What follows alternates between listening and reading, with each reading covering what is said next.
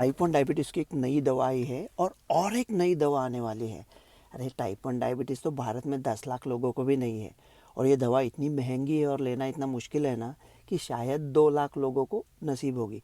फिर भी हम सबको इसके बारे में सुनना चाहिए क्योंकि आज टाइप 1 की दवा आई है, कल टाइप 2 की आएगी। उसका फ़ायदा तो करोड़ों लोगों को हो सकता है। ऐसी जब नई दवा आती है ना अमेरिका से, तो भारत की कमेटी क्या कहती है, जाओ इंडिया के स्टडीज़ लेके आओ। अरे लेके आओ मतलब कौन लेके आएगा, कौन करेगा ये स्टडी, किसको इंटरेस्ट है। ऐसा डिसीज़ है ना जो ज़्यादा लोगों में नहीं होता। वहाँ अगर उस कंपनी को भारत में सिर्फ 2 लाख डोसेस बेचने हैं तो उसका वो प्राइस कम नहीं कर सकते ना। उसका जो मुनाफा उन्हें कमाना है वो 2 लाख डोसेस में ही कमाना पड़ेगा, तो कोई डिस्काउंट नहीं होगा। तो क्या सिर्फ ये मुनाफे के लिए है?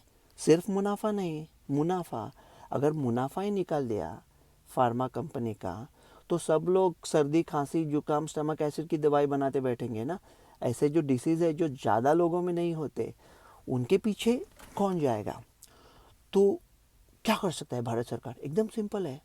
अमेरिका का जो एफडीए है ना, उनसे परमिशन मिलना मुश्किल ही नहीं नामुमकिन है। इतना वो स्टडीज़ करवाते हैं ना, तो ड्रग वैसा सेफ होता है। तो भारत में एट रिस्क परमिशन देने का, तो उससे क्या फ़ायदा होगा।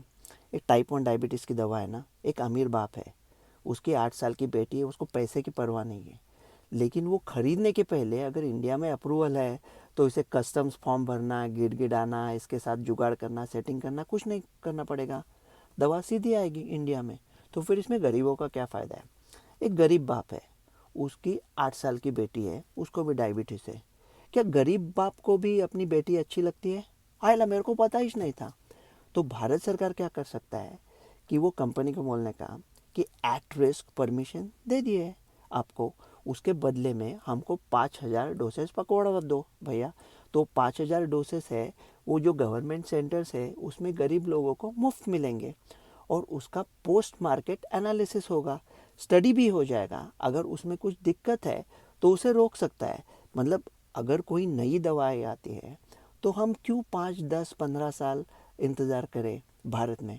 आप कहोगे ये इतना इतना आसान नहीं होता, इतना ही आसान होता है। इसमें क्या दिक्कत है? अगर भारत के स्टडीज़ नहीं है तो अपने कमिटी को क्या काम करना है, 4, 5, 6 साल क्यों सोचना है, कागज ही पढ़ना है ना। अभी बैठ के पढ़ लो ना, ये बहुत ही आसान है, आराम से हो सकता है। और कई नई दवाई आ रही है मोनोक्लोनल एंटीबॉडीज से, लेकिन पता नहीं क्या होगा। यह न थी हमारी किस्मत के विसाले यार होता और जीते रहते और इंतज़ार होता। रवि गोड से।